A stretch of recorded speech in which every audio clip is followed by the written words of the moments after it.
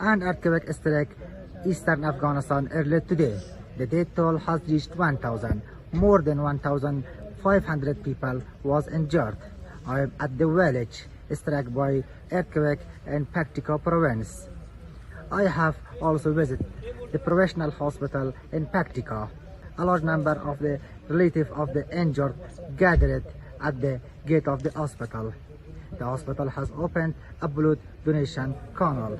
People who are willing to donate blood here lined up at the gate the hospital.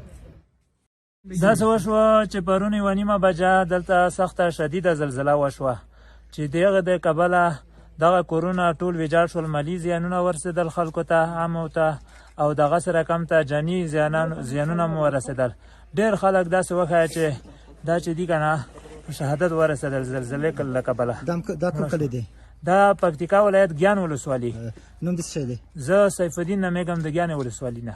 کومکونه نه دي راغلي اوسه پورې، ځکه چې موږ ضرورت لرو برستنو ته، کمبلو ته او دغسې رقم ته، خوراکي موادو ته هغه ضرورت لرو، او چې دا که خیمو ته ضرورت لرو.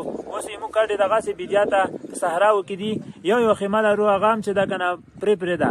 موږ چې دا که نه خیمې نه لرو، خیمې ته ډېر ضرورت لرو، خوراکي موادو ته ډېر ضرورت لرو، بسترو برستنو ته ډېر ضرورت لرو، ځکه چې د هر څه په دغه ویجاړ شوي ځایو کې چې دا که نه غرق شول، کورونه مو ویجاړ شوي دي ټول.